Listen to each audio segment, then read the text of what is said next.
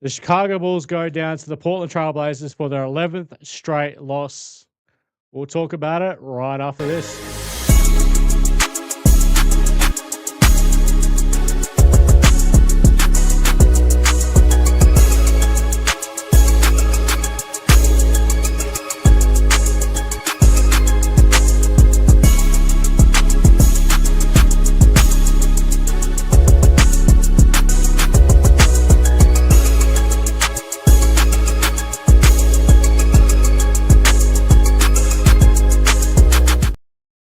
What is going on, Bulls Nation? Welcome back to Whole Lotta Bull. I'm Troy. Follow me on Twitter at Bulls_Troy, but follow the show at Whole Lotta Bull. So before we get into today's game, I said to you throughout the week that I was going live for this post-game stream, and I had a surprise for you, for all you. So without further ado, I'm going to bring him on. My mate Paddy, Portland Trail Blazers fan. Pads, what's going on, man? Not much, man. Just enjoying this horrible humidity. Fucking Adelaide weather, mate, I tell you. But yes, bragging rights. Portland win the game. You finally got it. It took us tanking for you to finally beat us. The funny part is you actually could have won the game. You know what? Okay, so as everyone, like Paddy, obviously, as you know, as hopefully most people have probably figured out by now, obviously during the weekdays, I don't watch the game. Well, obviously, I can't watch the games live because I'm at work. So I have to wait until hours after the game. I have to stay off social media until I've actually watched the game. And then, so I'm watching this game. Obviously, me and you were kind of communicating during the last little bit while I'm watching the game, like setting this up. And then I'm watching the end of this game going, are we about to fuck around and win this game?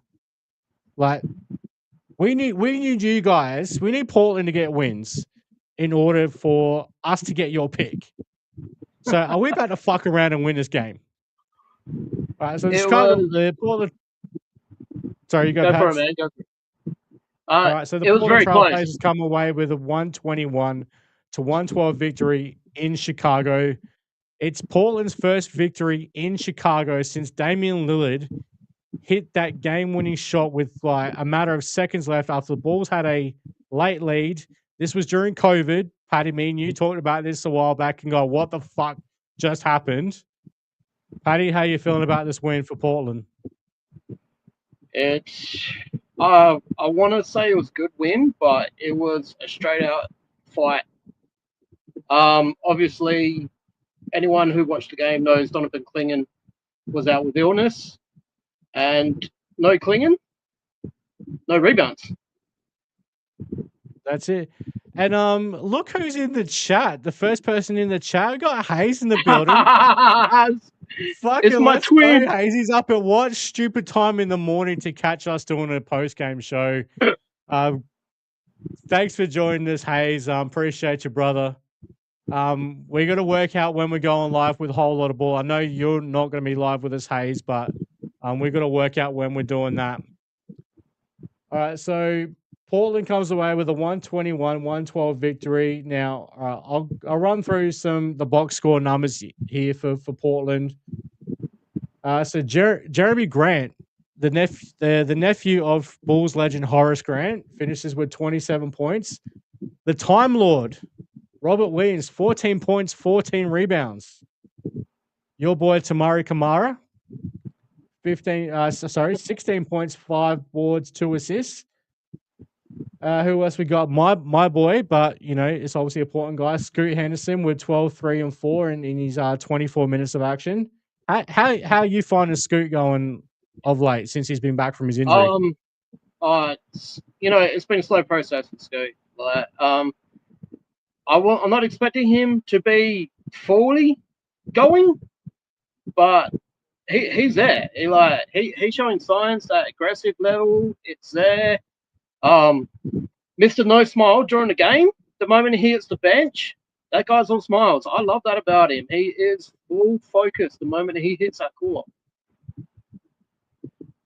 He's from what the very little I've seen of Scoot so far.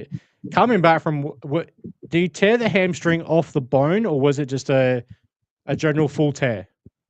Oh, it was a pretty bad tear actually. He didn't need surgery. That was a good sign. But what did he have surgery? I can't remember. Blazers Well, are been very out that hush long, hush. you must have. Yeah, Blazers are very hush hush when it comes to that crap. It's they won't tell you anything. I didn't even know Matisse was returning. Oh well, okay. Segue into Matisse, like our fellow Australian, should have been a boomer, but fuck you, Brian Gorgon. I'm trying to let that go. Yeah, but okay. But hey, credit to Matisse, 5 points, 3 boards. Only plays 11 minutes in this game, but hey, he's he's working his way back into things, obviously. So, and in that very little time of action, he actually looked pretty good. He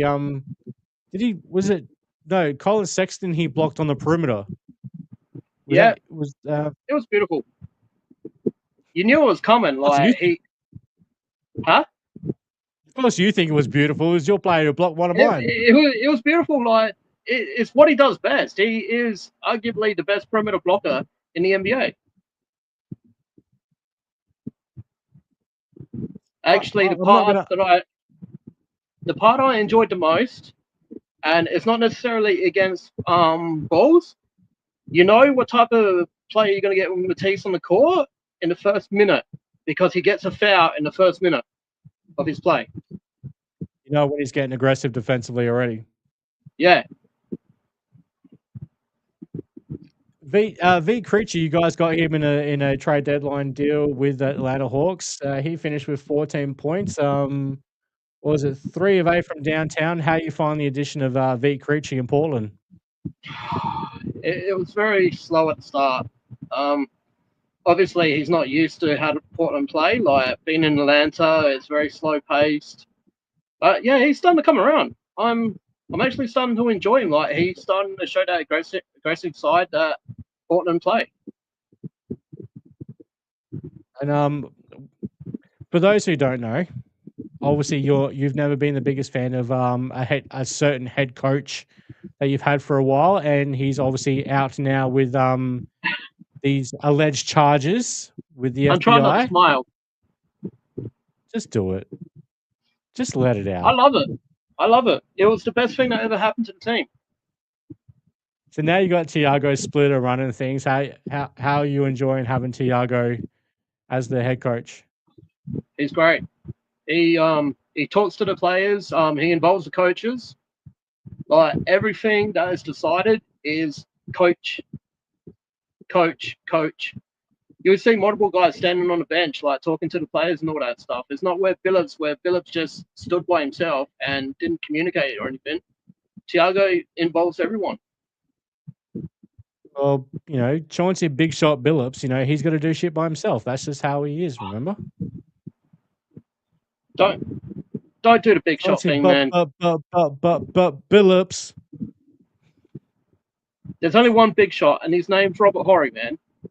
Don't do that. It's going to get a response from me. No, mate, I'm always going to agree with that one. I just like stirring you. All right, so Chris Murray finished with 10 points for Portland. Blake Wesley, who's coming back from that foot injury, he had 10 points. Drew Holiday, solid veteran player for you guys, obviously, with Dame being out for the season, 10 points, 7 assists.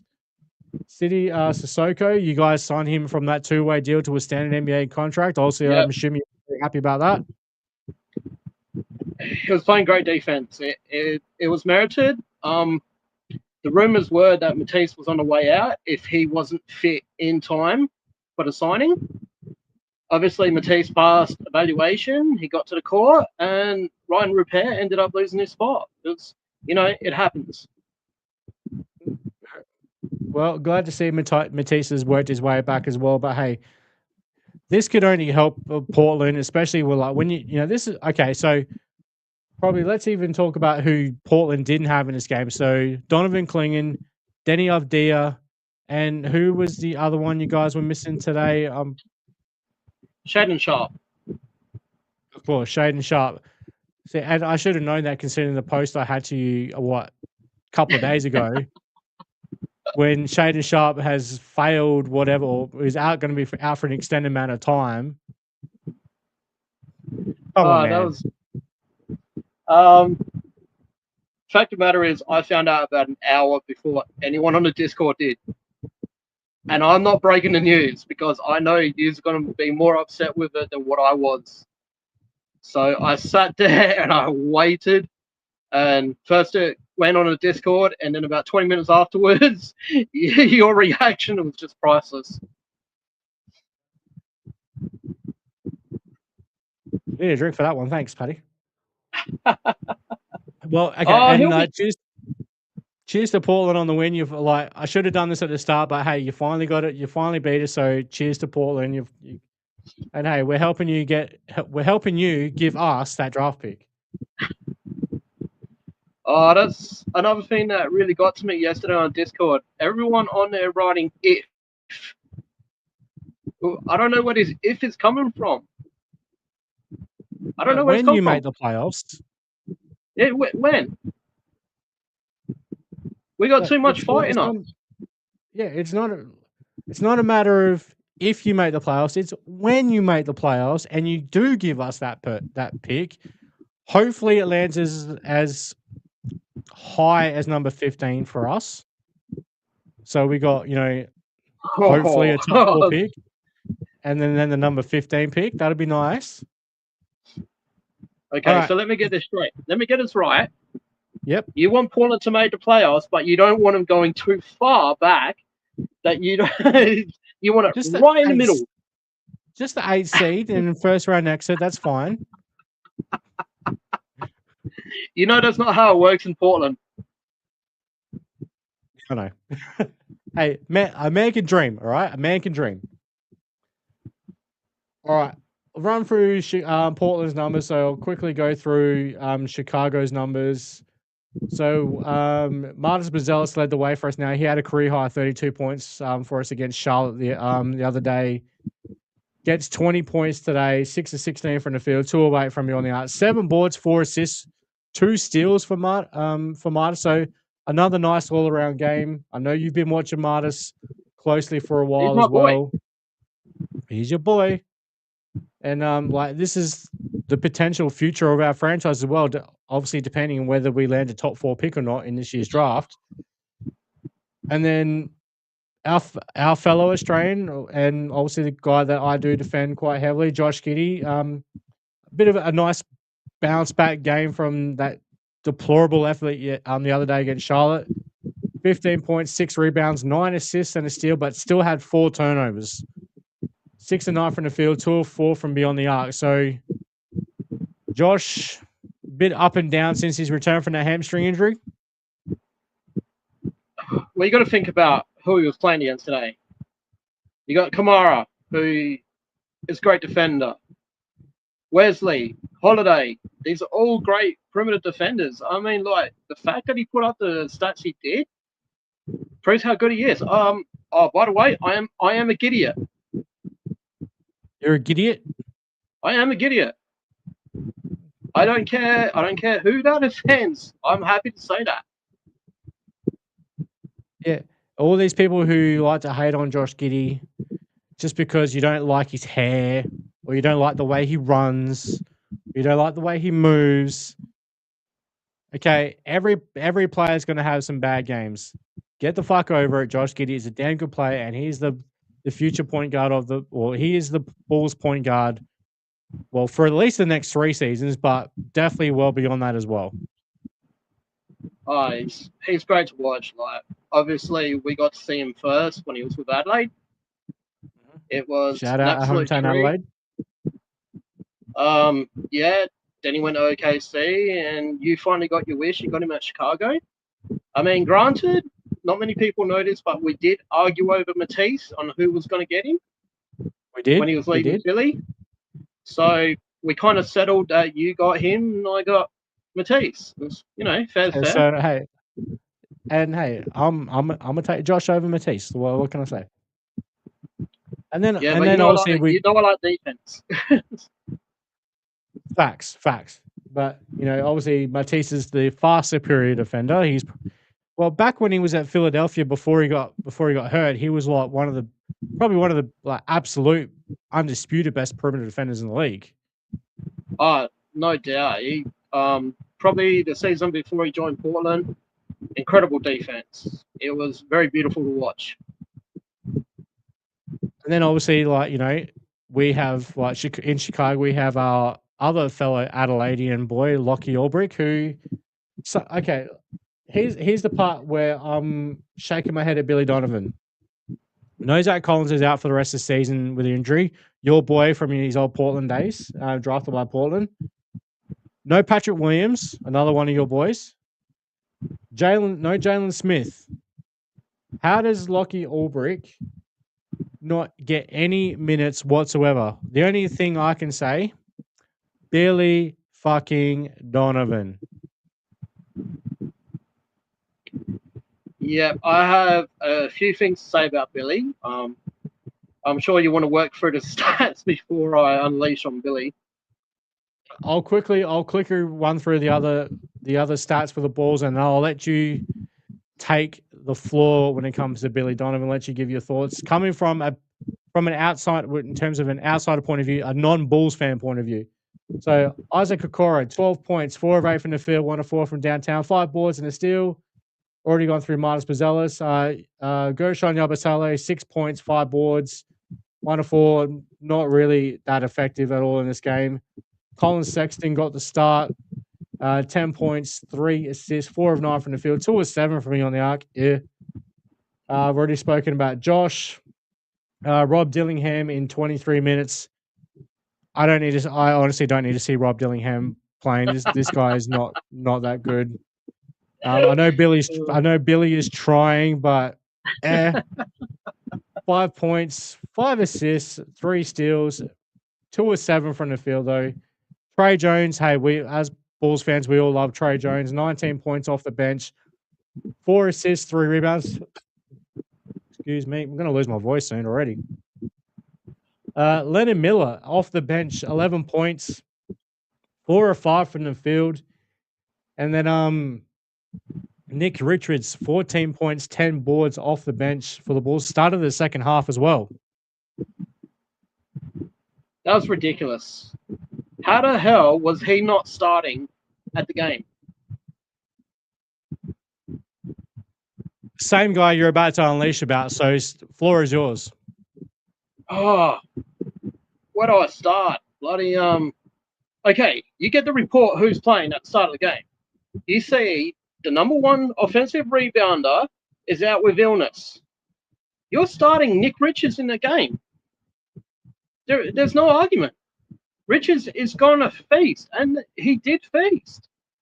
But I got nothing against Yabusele or Yabubu.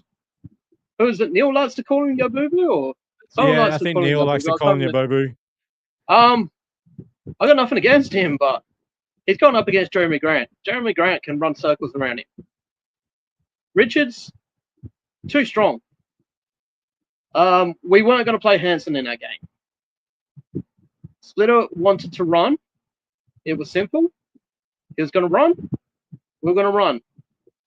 Second quarter, I fucking lost my shit. I mean, my team is winning, and I'm getting pissed off with your fucking team because everyone's standing on the free fucking point line. What the fuck, dude? We got 4 perimeter defenders on the court, and you guys are standing at the 3-point line? Billy needs to go, man. Billy needs to go. Yeah, I don't know. I don't know what to say about Billy anymore. I'm fed up with this dude. Okay,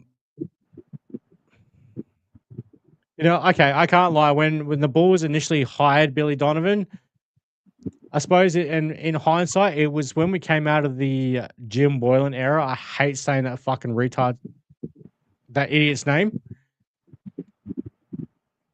I'm like, hey, this was a hell of a signing. Like, we got Billy Donovan. And then it's just like, oh, we got Billy Donovan. Cool. All right. When are we getting rid of this guy? And then AK just keeps giving him secret extensions. So I don't know what to say about Billy. The part that probably got me really fired up was Martis in the game. There's no one on the court that's going to stop him from driving. He can score at ease at the ring. There's no shot blockers. I mean, Time Lord's going to hit the court, but he's only out there for like 20 minutes. I think he played 21 minutes in the end. I'm not entirely sure. He played just under, we'll call it 22.5 minutes. But there you go. Martis could have gone for 30 in that game. I said to myself afterwards, it's quite simple. There's only two things that could have came from that game. It was either a tank or complete fucking moronic. I don't know what to make that. I don't. Like, from a Bulls perspective, that game was winnable. Here's my quick response to that. Why not both? Tank and moronic. That's a fair point. I'll give you that. Like,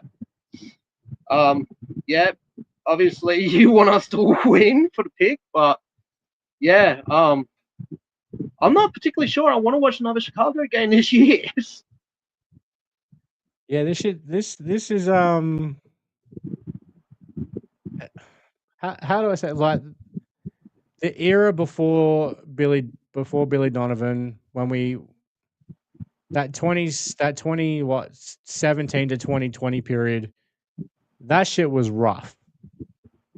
This might be worse. This little period that we're about to go through right now, this might be worse. And we had Cameron Payne as our starting point guard. I'm not even going to argue that. I think Neil said it best on one of the Boards Without Borders. You can't have a coach for 2 rebuilds and not be successful. It doesn't happen. I don't know what's going on with the management that makes that happen. Any other franchise, Billy Donovan probably would have been fired 2 or 3 times over already. There's no doubt about it. You have to adapt as a coach.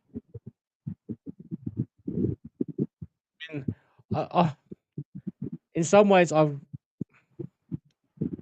got to try and give Billy some credit in some sense, where when we had the DeMar DeRozan, Nikola Vucevic, Caruso, Zach LaVine era, it was a very half-court based offense, a very slow-paced offense. And then obviously once DeMar was gone, Caruso was gone, we bring in Josh Giddey. The offense, he tried to make it far more up-tempo, and such a far quick, fast-paced offense. But there's a lot of Bulls fans, and rightfully so, go, well, Billy Donovan, yes, while he is a Hall of Fame coach, he's a Hall of Fame coach for his college coaching career only, because he's done nothing in the NBA that says he's even remotely a average coach. Yeah, no, I agree. I was a fan of Billy when he was coaching college. Florida played great basketball. And then he went to OKC, and it was good. Came to Chicago, it was all right for probably half the fucking season, and then it went to shit. You had to rebuild. That first 35 games before Lonzo got hurt. Yeah. You had the pieces, but then the wheels fell off, and you're like, okay, maybe it's not on Billy. It happens. You need to rebuild. You're bringing in these guys. You're bringing great defenders. You're playing fast basketball. I mean, at one point, you're probably the next fastest behind Portland. Or I think we were 1 and 2 at one point. And then, once again, the wheels completely fell off. It's like as soon as Lonzo went down, and obviously Alex Caruso went. So Lonzo and Zach LaVine went down in the same game. Obviously, LaVine was able to play through that injury, but Lonzo, we didn't see him for 2.5 years. Caruso went down in that, that dog act from Grayson Allen. In that Milwaukee game, and we obviously lost him for a good 6 weeks. But hey, speaking of, shout out Neil's in the chat. What's up, Neil? Oh, you too. or it's Phil. It's probably Neil, but it could be Phil. But yeah, hey, the Aussie duo's at it. On, man. You got to get him right. You got to get him like real close to see that shit. Yeah, I saw the Aussie part. I was like, oh wait, is that Six Banner? Oh yeah, Six Banner. That's pretty funny.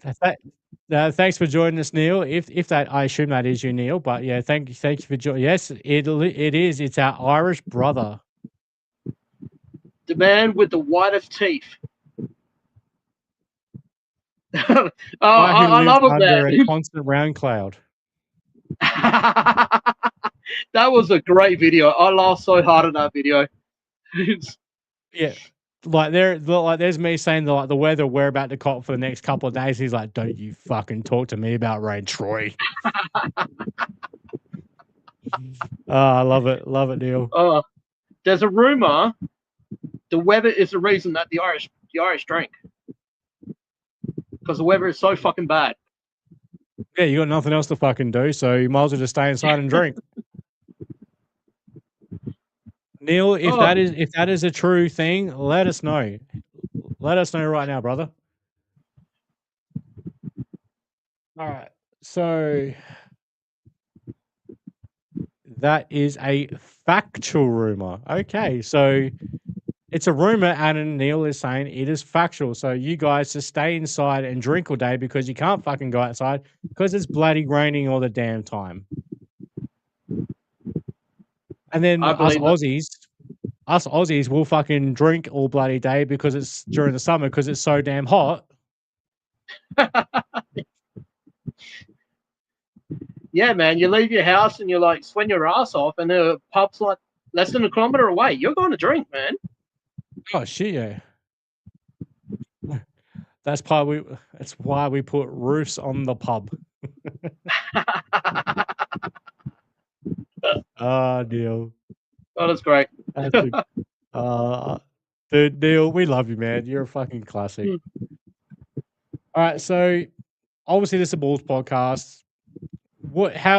Let's get your thoughts on Martis Buzelis as overall, like in his career so far, and what do you see him becoming? I said at the moment I scouted Martis, I can't put a ceiling on him because I really don't know how high he's going to go. He can go high 20s, he can go to 30s. The dude is just incredible to watch. I think the biggest disadvantage is playing for Billy, because Billy's not like other coaches that say, use your strengths. Billy is, no, I want you to shoot this. It's fucking absolutely 2 from 8 today from 3-pointers. Seriously, man. Billy, let him drive. Like you would have seen me say this in a number of videos over the last few weeks. I personally don't care how many 3-pointers Martis takes. I care about him taking the right ones. Like, if they're good shots to take, like if he's taking 10 threes, but they're all good shots, fucking go for it. Shoot them all. But how many of us have us harped on the fact that Martis is not, after that mid-range shot that Martis took early in the season and Billy Donovan told him to throw that trash in the bin. These last few weeks, especially more so these last couple of games, we're starting to see Martis actually look to take a mid-range jump shot. At some point, you got to stop listening to coach and trust yourself. It's pretty much how basketball works. Like, you can't fucking be someone who does everything the fucking coach does. It's not going to work for the player. It's going to destroy him. Look at Patrick Williams. Patrick Williams has brought so much in Billy Donovan that his fucking career in Chicago is basically flatlined. Yeah, like what Pat had a had probably one of the most effective mid-range games when he came into the league on this Bulls team, and he was turned into a 3-and-D player only, and he couldn't he can't attack the basket because he doesn't have the handles to get to the basket. Barely finishes a dunk. So his biggest strength, Billy took it away from him. I honestly believe it was the same thing that was happening with Kobe before you guys traded him. He was just, he stopped playing how he wanted to play. He started to believe in Billy's system, and it just fell apart. And well, I hope he does well at Charlotte. Yeah, me too. And obviously, he's not going to be able to crack the start. Well, I don't think he'll get back into a starting lineup with Charlotte unless there's injuries, because obviously you got LaMelo Ball, you got Conker Nipple, Brandon Miller starting at the 3. Kobe's not going to crack the starting lineup there unless LaMelo's out. They are playing really good basketball. I think we played him in 2 or 3 games. It's going to be a fucking cracker of a game. You guys will have hopefully a closer. Well, apart from Shade and Shot, you guys should be basically at full strength for that. I'm hoping. Denny is having something wrong with his back. He keeps tweaking something, and I don't see it as a serious issue. But in the same sentence, I don't believe he should be rushing himself back on the court until he's completely healthy. You guys are going to need him to be 100% healthy when you absolutely when you play the play-in. Like you need him at full strength. Oh yeah, and the problem with Turbo, I'm going to call him Turbo now, is you can't keep him sitting down. The dude is just a live wire. He can be hurt on the bench and still be walking around. The guy just doesn't know how to sit down. Yeah, like the few games I've seen of Portland, like when he's not playing, he's always standing up. Like the guy never sits down, so he's always up, support his team. I mean, you can tell he wants to be out there on the floor. Oh yeah, that's the one thing I love most about him is he wants to play. He is an ultimate competitor, and yeah, he's just great to watch. And we could probably spend the entire episode just talking about Portland. I'm sure you could, but hey, this is Whole Lotta Bull, not Whole Lotta Blazer. I was about to say, you might have to stop me so we can get back onto the Bulls because there are other guys to talk about. I've been copping a lot of heat lately. Did I say something about Jalen Smith like a while ago? Because guys are like, Jalen Smith. I'm like, I like Jalen Smith. I don't remember you saying anything bad about Jalen Smith. No, I think guys are just stirring me up on him for no reason. Typical.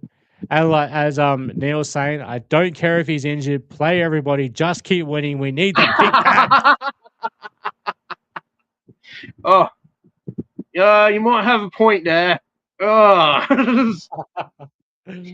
oh shit. I care about that stuff, man. No, I'm happy if you guys take the pick in this draft. We finished our rebuild. We got to go. Like we got the players. Hansen seems to be improving in the G League. Like it's very slow, but there is development. So yeah, if you guys take the pick, it's not going to be a bad one. Yeah, well, like I said, hopefully that does fall as high as 15 for us. So for those who don't know, obviously, Paddy, you've started your Substack. You've released a whole bunch of articles at the moment. You're starting to do your scouting and stuff, and release some articles on that about that. You've already spoken about the big guy from Duke, and just a quick one to Neil. Thanks for popping in with us, brother. We'll speak to you pretty soon on Balls Without Borders. So thanks for stopping in. Okay.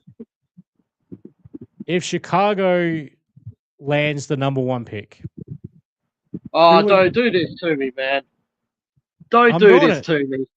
I'm doing it. If Chicago lands the number 1 pick, if you're the Chicago Bulls, if you're a Taurus Karnisovas with a brain, who are you taking? Ah, fuck. I already know who I'm taking if we get number one. I know who you're taking. The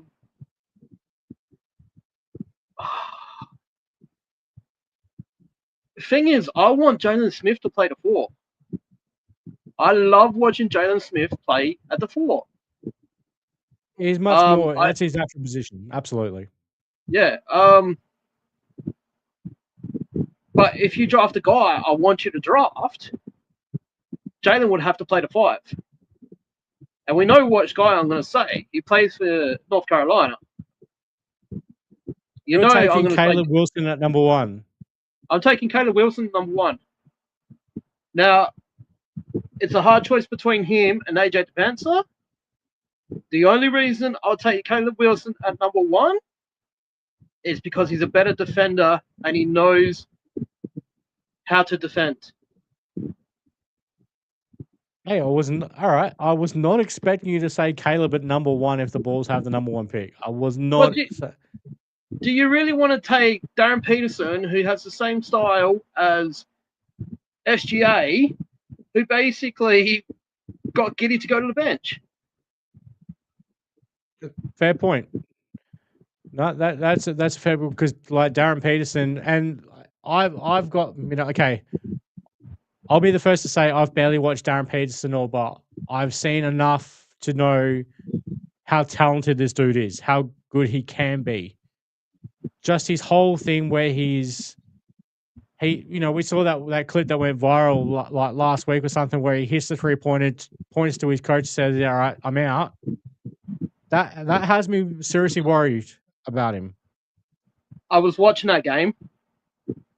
There was no call for injury report. There was no sideline injury information. He just purely subbed himself out. So that's where I question his heart and desire.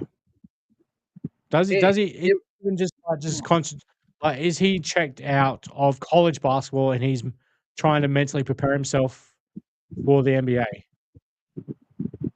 He's going about it wrong then. Oh, big time. I mean, checking stuff out of games is like, that's not an attitude that NBA GMs want to see. If he saw, he should turn to Bill Self and say, "Hey, coach, can I rest for a few games and focus on the madness? Focus on the tournament." I mean, Bill Self will rather him play 40 minutes a game in a tournament than 20 minutes in a bloody normal game.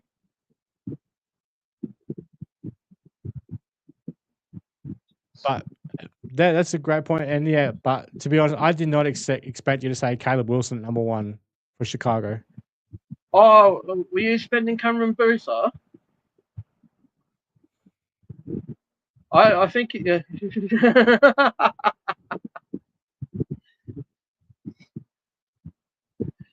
I know a certain guy on the Discord right now who says anyone's crazy if they don't want Cameron Boozer. Yeah, but I ignore that guy. I got no problem ignoring that guy. Yeah, I'm pretty skilled at ignoring people. But the problem is why I wouldn't pick Cameron Boozer is not necessarily because he's not good enough. It's you got Jalen Smith, you got Marcus Buzelis, you got guys that are already able to play the position. I mean, you bring Boozer into the team, is he going to take away from Marcus? It's one of those things that like I think about. It's the chemistry of the team. So you said you know who. Sorry, you continue.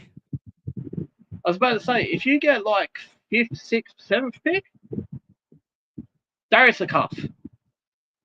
Take him. Partner him up with Giddy. It'll be entertaining as hell. And I know Kurtz, bless Kurtz, he is very adamant on the Cuff. He would love me for just saying it.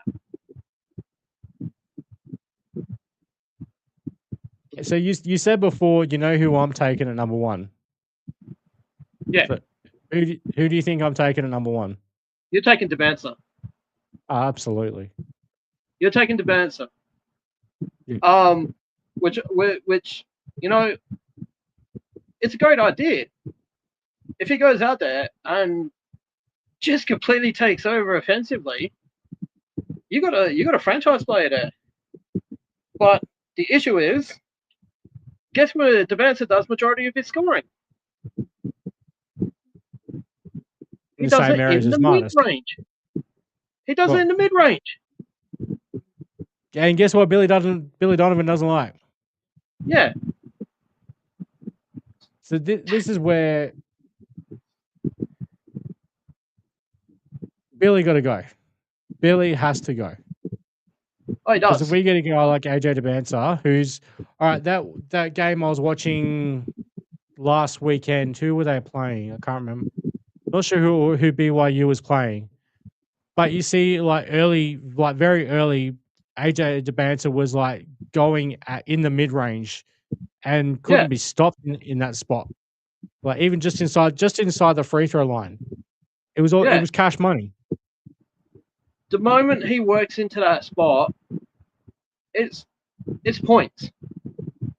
He's very effective there, and like I'd love to see him play with Martis.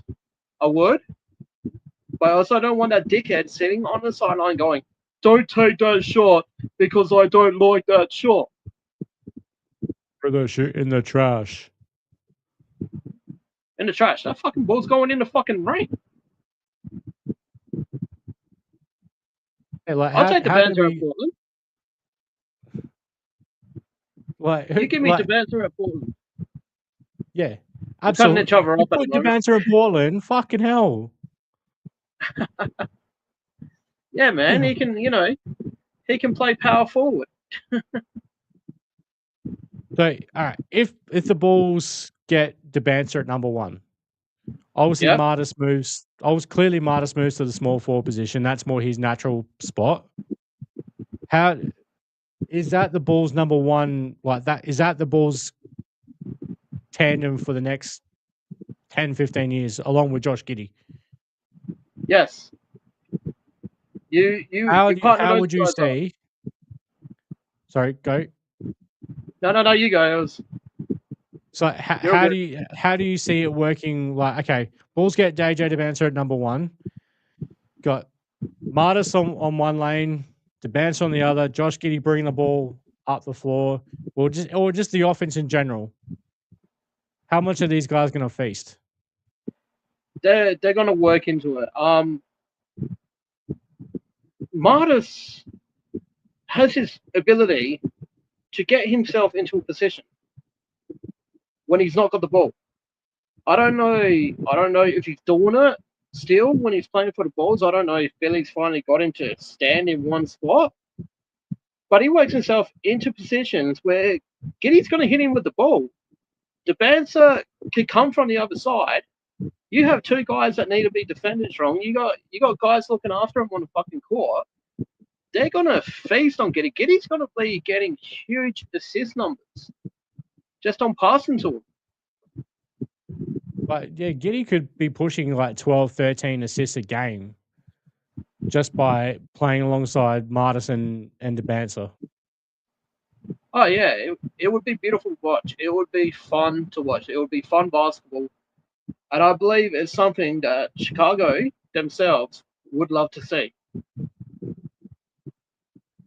And we need that superstar talent here as well. Like we're obviously hoping we've got one of those in Martis, but we need that certified superstar in this, hopefully in this draft, and hopefully it ends up being AJ Devancer. But all right, if you want him there,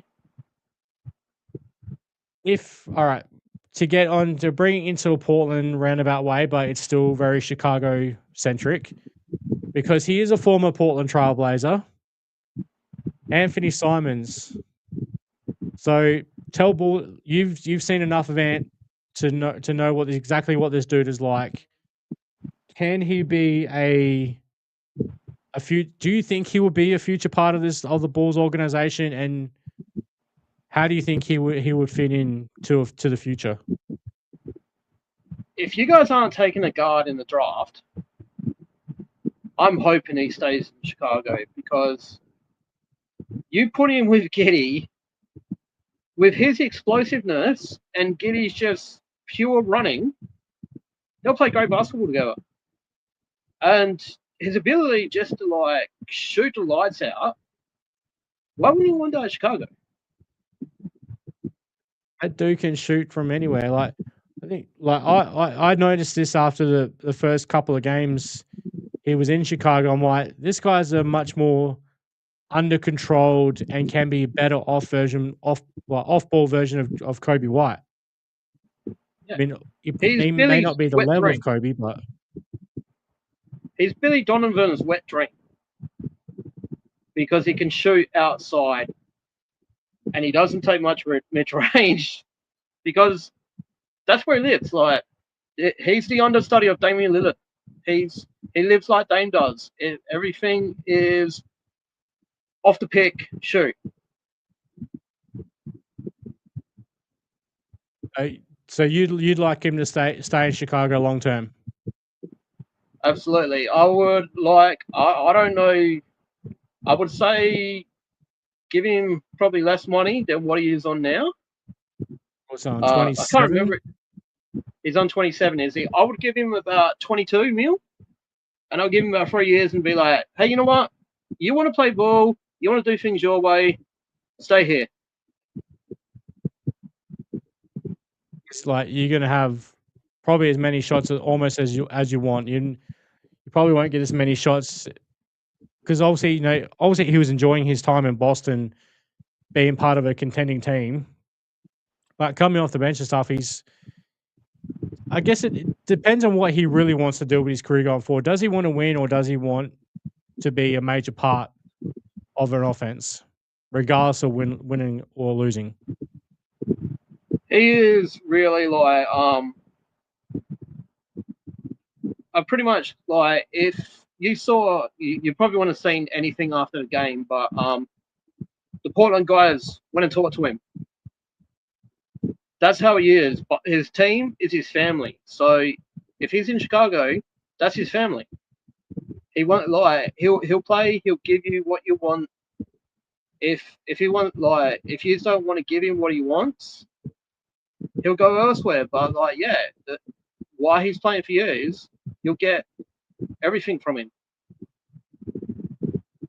Love to hear it. Love to hear it. Just trying to look at just looking at this box score as well. All right, so what other probably just bringing it back to the game a little bit because we probably didn't get really into the game itself that much. What else did you see out of this game from both the Chicago and Portland point of view? I got to talk about Trey Jones. I love Trey, but I don't really know what Trey is doing at the moment. If he's not playing defense or he's not running a ball, he's kind of lost chicken out there. Yeah, he's definitely one of those players that he's either you're getting the amazing version of Trey Jones or he's almost nothing out there. Yeah, it's I mean, granted, he's playing against Scoot. He was playing against Scoot Henderson for a little bit there, and well, it was great to watch. But the moment the ball transferred, Trey had it, and he was going up against Scoot. He was like, "All right, what am I doing? Am I playmaking? Am I trying to score?" And like, you gotta do better than that because Scoot would just like pressure the hell out of you. Scoot's a dog. He's a dog. Nice. Probably the best pick that I've ever enjoyed on draft day. I'm sure you remember how nuts I went. I love Scoot.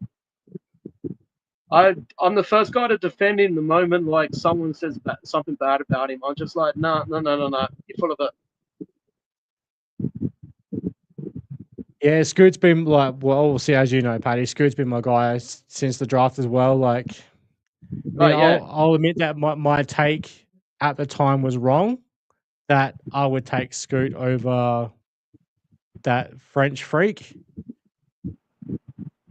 But Ricochet. Oh no, Wembanyama. No, I'm in the wrong bloody guy named draft. Victor Wembanyama. I'm in the wrong draft. wrong draft, bro. Wemby. Wrong draft. I love Wemby. I said at the time, Wemby's great. Wemby's a fucking freak. Well, I knew Wemby would be good, but I didn't know he was going to be this good and this quickly. Yeah. I remember that draft. I think I remember saying to you, Wemby's going 1, which means Scoot's going to be at Portland. And, I've never wanted someone to go number 1 to another team so I can have a player in my team. I love Wemby, but Scoot will be the guy to take Shaedon Sharpe to the next level. And yeah, hopefully Shaedon gets himself in back to full health pretty soon because man, that dude can fucking jump out the gym. Oh, he's crazy. MJ never got tested on his vertical leap, and they say Shaedon Sharpe is the only guy that could probably match him in vertical. And that's also, saying something. The reports. Yeah, well, also, the reports of what MJ's reported vertical was like 48 inches. Yeah, it's apparently there's a couple of videos and they tested it, and him and Shaedon Sharpe were probably a couple of millimeters out from each other.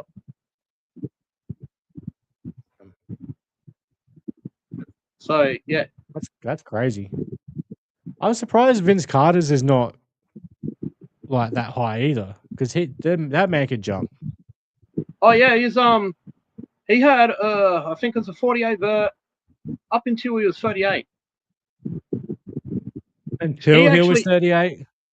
Yeah, he could still out jump Andrew Wiggins when Andrew Wiggins was drafted number 1. That's crazy. That's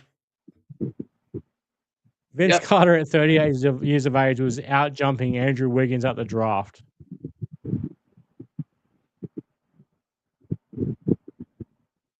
No wonder they called him Vinsanity. Oh yeah, great dunker. Arguably the greatest dunker of all time. I say arguably because people like to argue it. Yeah, people like to argue over stupid shit. Oh yeah. We got to get back to the Chicago players. I'm gonna ask you, what do you think of Isaac Okoro? I'm up and down when it comes to Okoro. Like,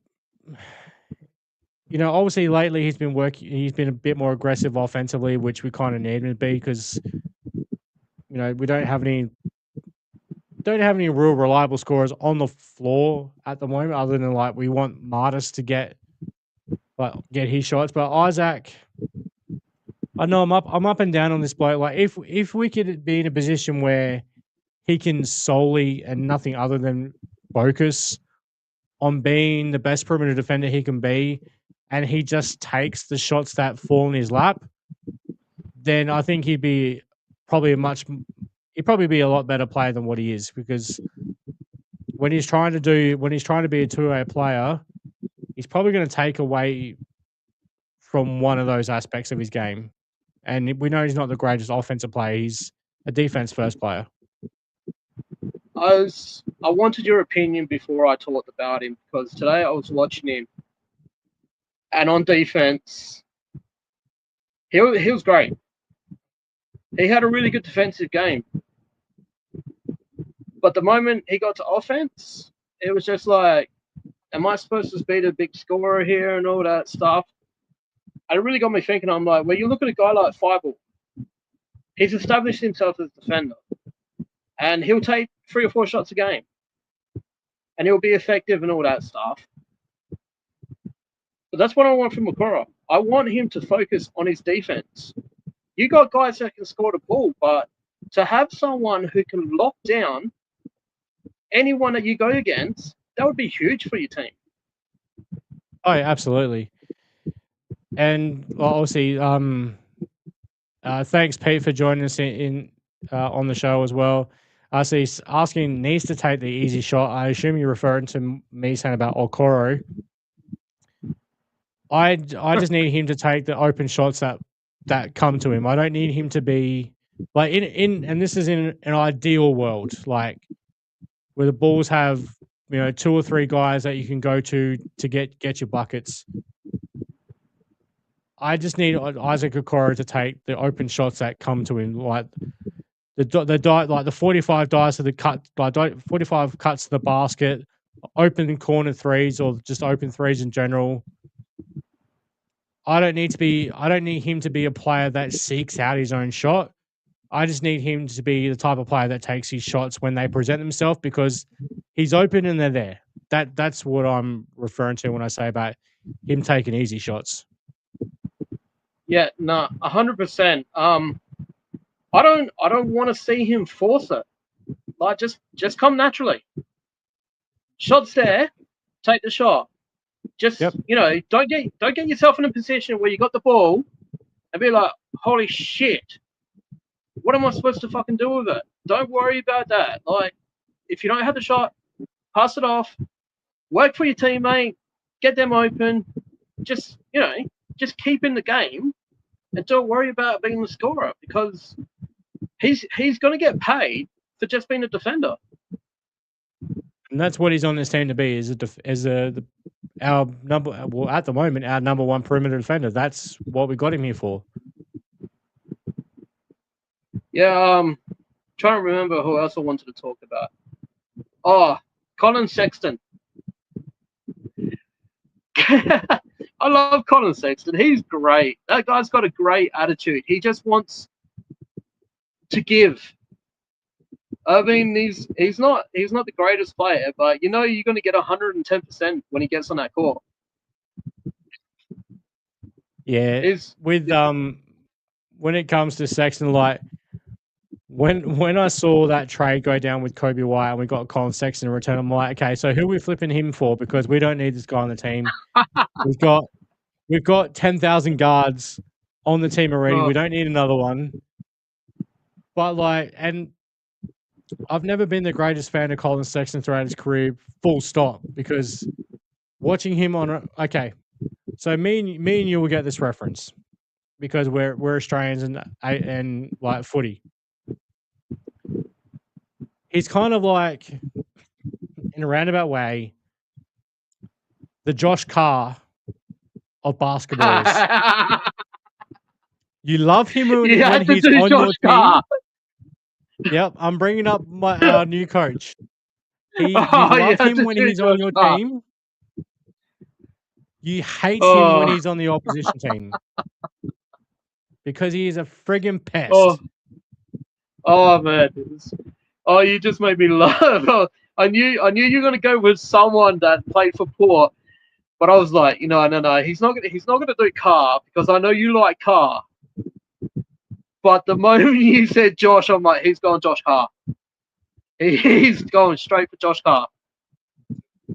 Oh, do we have a Kane Corn? Why do you need to bring up Kane fucking Corns for? Oh my god, man! Like, I'm not responding to this. That's on you. This is your show. Yeah. Don't bring up Kane Corns again. What were we talking about? Yeah. Going back to Colin, like, I just love watching him play. Like, he gets on the court. The moment he gets on the court, he's a pain in the fucking ass. You're not expecting him to be. You're not expecting 20 points. You're not expecting 5 steals. But for the entire time he's out there, he's going to be a fucking nuisance. You know he's on the court at all times. Every second he's on that floor. Oh, yeah. Whatever it is he's doing, he's on the floor. Yeah, it's a lot of people like to argue that Colin Sexton isn't an NBA player. For me, I just enjoy watching him play. I enjoy watching him play. He is so much fun to watch. Yeah, Pete saying nearly died laughing. Obviously, coming from that Kane like, bro, dude. Oh, I'm a Port supporter. I am a proud Port Adelaide supporter. I cannot fucking stand Kane Corns. the moment I saw it, I knew that you were going to have a reaction. I'm like, no, I'm not going to say anything. You're going to have to process that yourself, man. Kane there, are, fucking Corns. there are certain players that just fucking set you off that played for your team. That was great. Pete's probably sitting there going, yeah, I got to Troy. One You know thing what? This I is was this is a fact as well, and Paddy, you will agree with like, this. love, like, son. Yeah, he's exactly like his fucking father. But Now, what am I agreeing on? like Kane's exactly like Graham. Yeah, 100%. And they're both loved by Hey, Channel 7. oh yeah, and hey, me and you, Pete, we're both paid up Port Adelaide members, so shout out to you. Good stuff, good shit. But all right, let's bring it back to Chicago because this is not a whole lot of Port Adelaide or a whole lot of power, a whole lot of bull. All right, anyone else on this Bulls team you want to talk about before we head out of here? Collins is injured. It's unfortunate that he's having another injury play season because he was playing so well for you guys before he got hurt again. Yeah. 10 games. 10 games. That's all we got out of him. Is Julian Phillips still with the team? No, he was part of that Iodasumu trade to Minnesota. I don't want to upset a certain person, but I didn't even know he was traded. Because it doesn't matter. Much It's insignificant. It doesn't matter. Yeah. Actually, one thing I was waiting for all that time was the deadline day.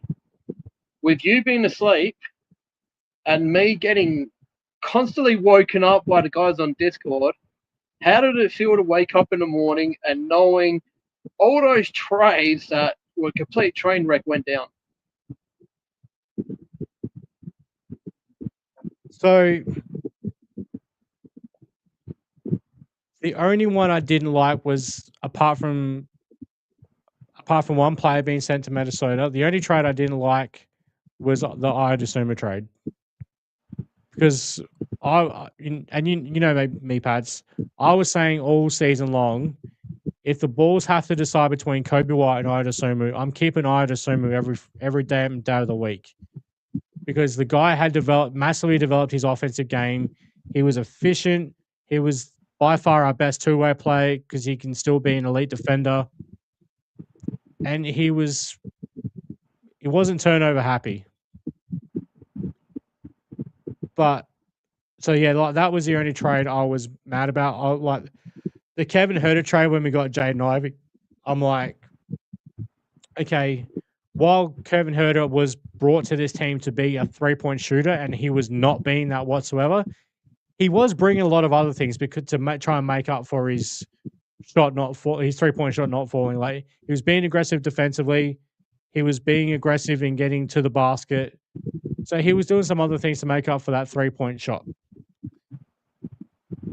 Kobe White trade, that was inevitable. Once the Ivy and Simons deals were done, that was just inevitable. Kobe was gone. But the return on that was less than desired. I mean, Colin Sexton, and it was 3 second-round picks, and it ended up turning into just 2 because of Kobe White's calf strain. But funnily enough, Anthony Simons has a pre-existing fractured wrist from training camp with Boston.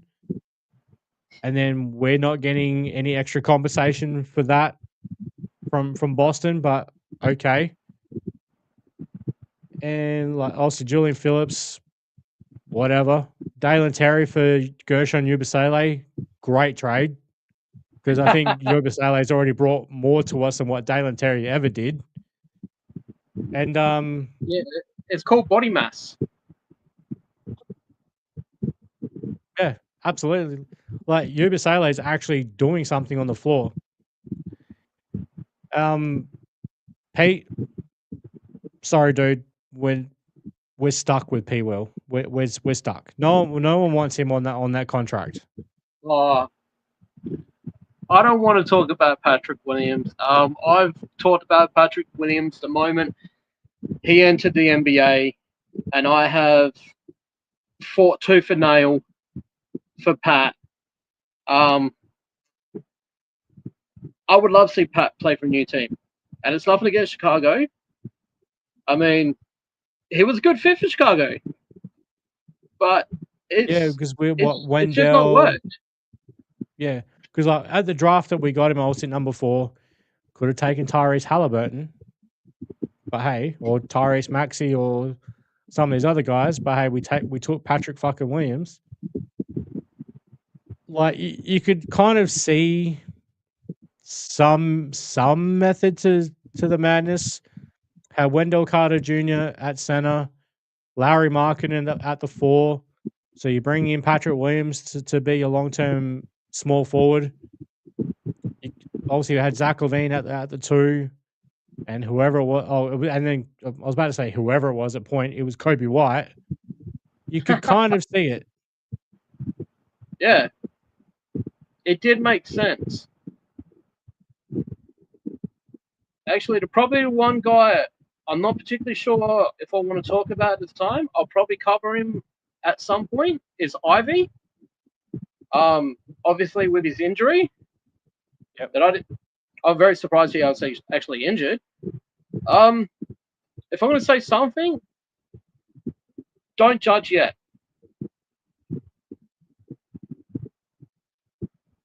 I mean, Because yeah. Phil would back me here because Phil's a Boilermaker. Like he's Purdue guy, so that's his alpha mate. He knows Ivy, so he's going to defend him anyway. I think he's still got potential. It was just he had a horrible injury. Cade Cunningham took off, and that was it. Yeah, look, it was really a shame for Jaden in Detroit. Like, okay, I got to speak positive about Detroit. Shit.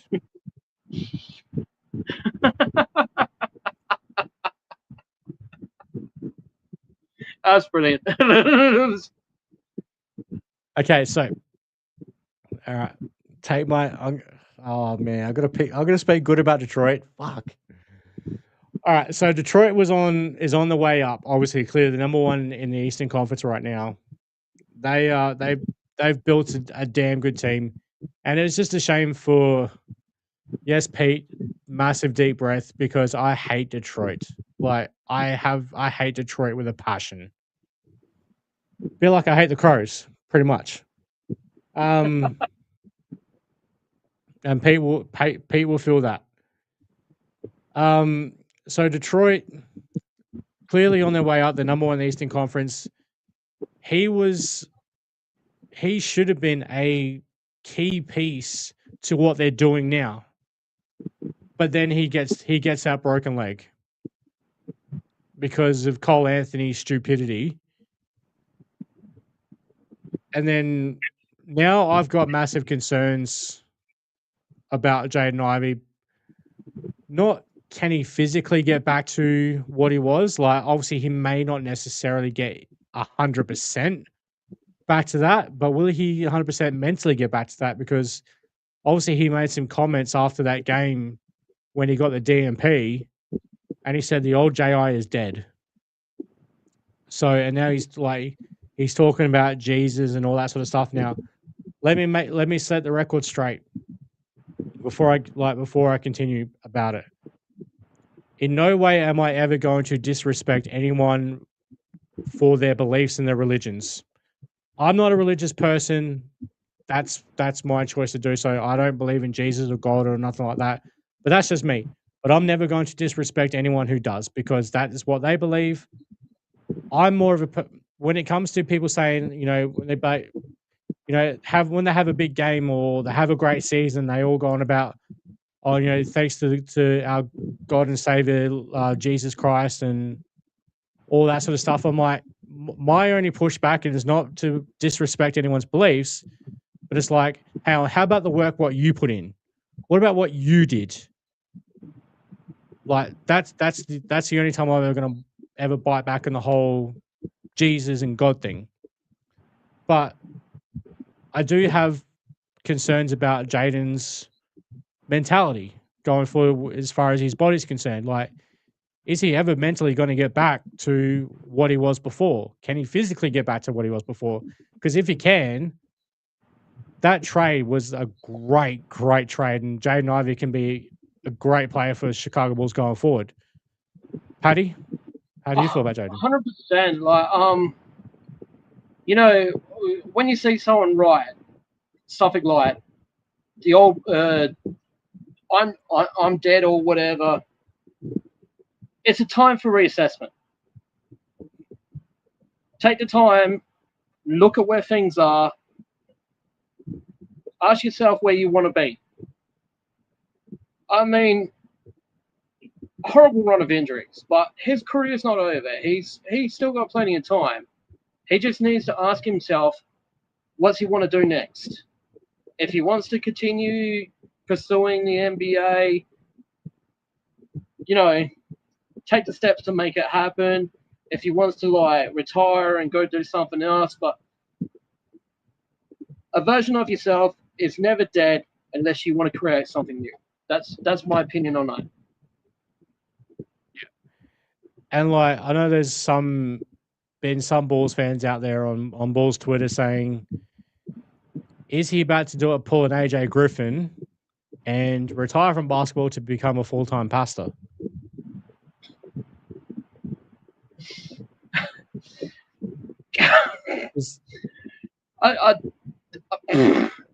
Maybe. I don't know. Because AJ Griffin out of nowhere, who had a promising young career. Now, remember he's the son of Adrian Griffin. Yeah. He had a promising young career. Like, he was obviously never going to be like a superstar or anything, but he had a promising career that he was going to be very solid in the league. And then he retires to be a pastor because of his religious beliefs. And hey, more power to him. That's how he wants to live his life. Then hey, all the power to AJ.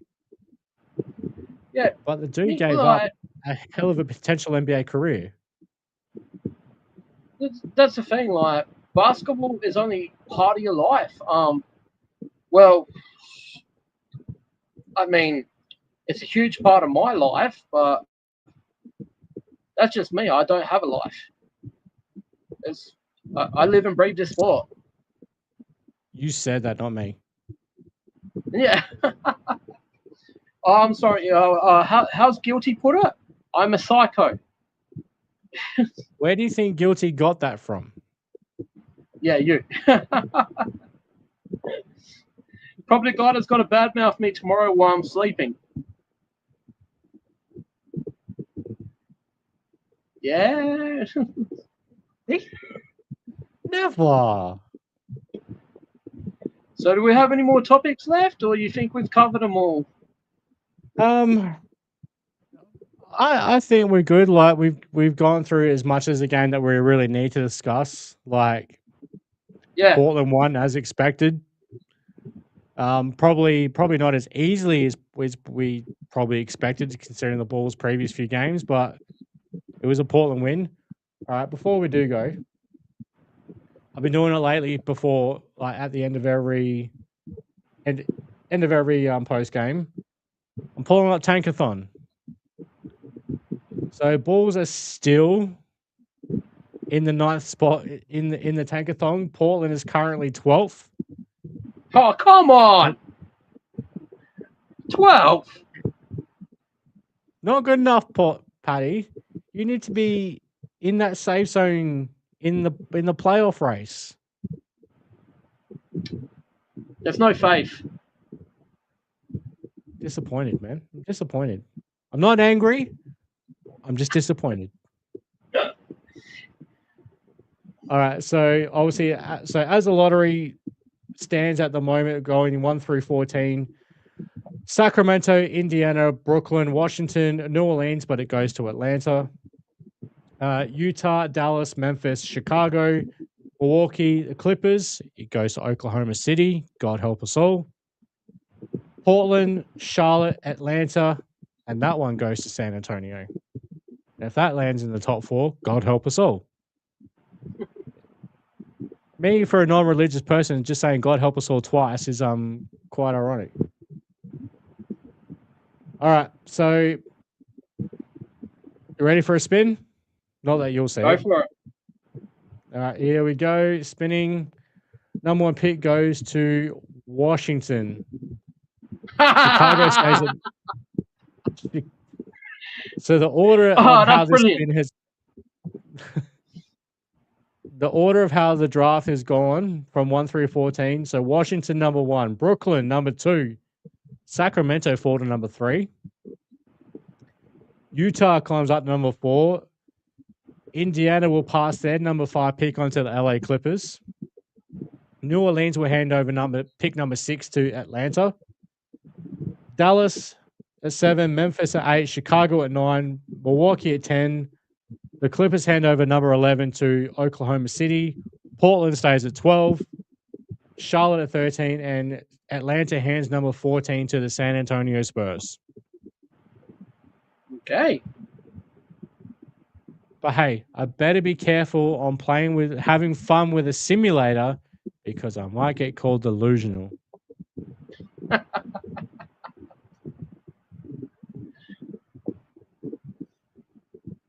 That's great.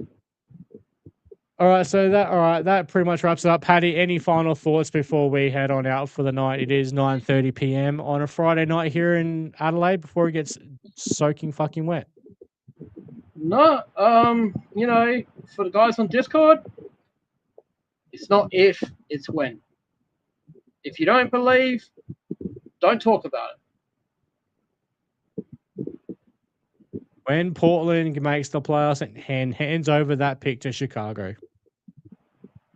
Not next year, not the year after, or when it becomes 2 seconds. This year. When Portland makes the playoffs this year and hands over that pick. Oh, come on. You love having second rounders. We've already got 13 of them. Yep. Good fun.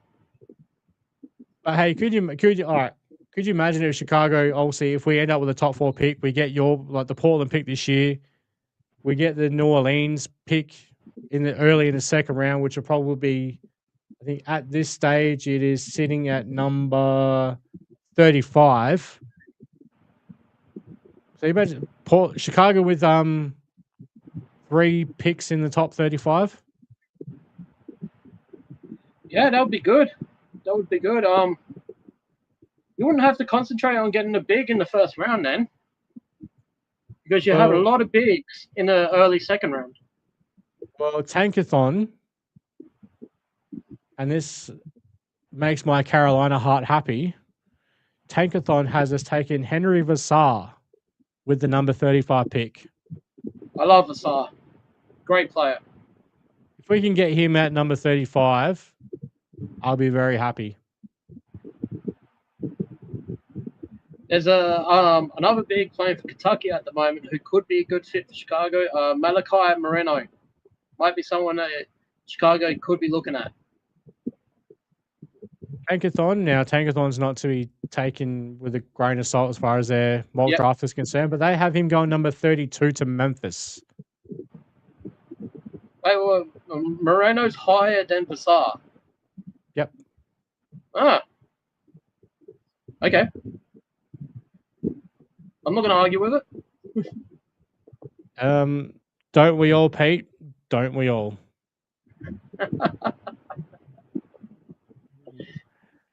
Pete's having a ball.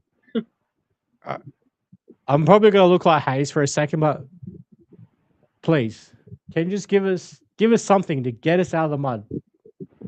Please just give us something. I just wanted to point out something. This is my Portland hat. It is not getting thrown. I like this hat.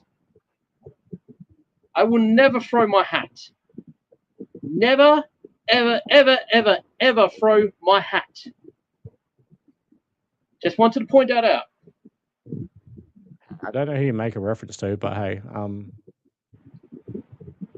apparently there's a Bulls person that throws a hat when he's disgusted with something. I don't know what that's about. I don't even know who the reference is. It's like, are you going to throw your hat? Like, why would you throw your hat? probably not even his own. Probably not even his hats he throws. They're just hats that are just stacked up there, ready for him to throw. All right. I'm gonna do it. Shout out Matt Pack from CHGO. Oh, it's a Peck. It's Peck. That's just great. Like everyone knows that Peck throws the hats. So shout out to Peck. He's the first person I ever listened to on when it comes to Chicago Bulls podcast. Him with Jordan Malley back when they were both on Locked On Bulls, and now obviously he did it with Big Dave, and now they're all on CHGO. So shout out Peck. He's always been a big supporter of mine as well. We had a really good private conversation a few days ago. So Peck's always been one of my guys. Do I always agree? Now Matt knows this. Do I always agree with what he says and how he does it? No. But me and Matt do have a mutual respect and love for each other. Peck's. Hey, this and shit. I've said this to Hayes, and I'm pretty sure I've said it to Phil. There will be days when one of those guys, if not both, will say something that I highly disagree with, and it may become a heated discussion. That's just what happened with me and Peck when it came to Josh Giddey and how he spoke about Josh. But me and him have had a private chat. When there's obviously no bad feelings between me and Peck. So shout out Peck. If I do get to Chicago one day, when one of us wins the lottery and we take our trip over to the States, I'm definitely catching up with everyone in Chicago, and that includes Matt Peck. Yeah, absolutely, man. I got nothing against Matt Peck. I don't know the guy. I've never spoken to the guy. When I heard about the hat throwing thing, like I didn't actually know it was him. I'm not throwing my hats. There is no way in hell I'm throwing my hat. Let me just say, I don't think it's his own personal collection of hats. Yeah. I think it's just a stack of hats that have just been put there for him to do that. Well, that will make more sense because, like, you've been with me when I buy a hat. That hat becomes a prized possession the moment I put it on my head. It's every single hat I have is special to me. Like, I'm not chucking them. Oh yeah, and I've got a stack of hats in my wardrobe. Like, I actually need to start wearing them again because this head is starting to end up looking like yours. You mean this? Yeah, it's starting to look a lot like yours slowly. I'm gonna grow mine out to look like Phil Smythe. Shout out to General. Get the whole comb over thing too. Yeah, no. I'm shaving all of it off. I'm shaving it all off if it gets anywhere near that. I'm going like Mike. I'm going MJ on that motherfucker. Oh,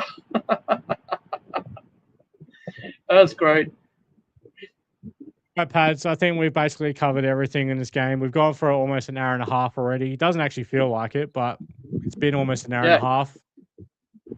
Any last thoughts before we call it a night? No, I've pretty much got everything I wanted to talk about. I talked about the guys I wanted to talk about when it comes to Chicago. I'm hoping that this rebuild is a very short thing, especially for you guys, because like for a bunny yous are my mates, so like I want your team to be successful, and yeah, just looking forward to the off season, especially draft day. I've already told Phil, for anyone who doesn't know that watches this, I will be joining Bulls Without Borders for a draft special. So you can I'm gonna make sure. check that I'm out. gonna make sure I put it in my holidays for the NBA draft. So You don't want to miss it, man. It's Christmas. oh yeah, it's Christmas time for Chicago Bulls fans, especially if we land a top 4 pick. Then it's really Christmas. Yeah, but that's going to be fun when we do that episode. It's gonna be a good night. Yeah, thanks for joining us, Pete. Pete. So yeah, Balls Without Borders. Obviously, we'll be live tomorrow morning Adelaide time. So we haven't actually worked out the exact time yet. Actually, as soon as we get off here, I'm gonna put a message in the group chat and go, "Hey, what time we going live, boys?" So yeah, make sure to join us on Balls Without Borders. Pete, that's tomorrow morning for us. But it's Friday night in Chicago. Yeah, check us out there. So thanks for so Pete, thank you for joining us tonight. Neil jumped in for a bit. I know Hayes was right here at the very start. I don't know if he's still with us, but Hayes, thanks for jumping in as well. Paddy, thank you for joining me tonight. We're talking about your beloved Portland. I had fun, man. Next time you want to talk about Portland, not Chicago, let me know. Do absolutely. All right, guys, that's going to do it for tonight's edition of. Actually, before we do roll out, Paddy, shout out all your work, where they can follow you, all that good stuff. You can catch me on Dunks Talks Balls. That is a site I use that takes you straight to my Substack. That's on Twitter. My personal account is DuncanLives07. I mean, I'm a bit of a pain in the ass on that one. So if you don't want to get annoyed, you probably want to stick with Dunks Talks Ball. You'll also catch me on the Discord, which, well, I pretty much take over college talk with my guys Kurtz and Brums. We can never shut up. So yeah, that's where you'll catch me. Very good, very good. I'll drop an invite link to the Bulls HQ Discord in the comments below once we've finished recording or once we've finished streaming here, and this goes as a saved thing on YouTube. However it works, I don't know. But yeah, you guys can follow me on Twitter at Balls_Troy. Follow the show at Whole Lotta Bull. Bulls took another L today, 11 straight, the third longest losing streak in Bulls history. We're chasing down that 16 straight losses from 2001. So until next time, Bulls fans, see red, be good. Cheers, Paddy. See you later.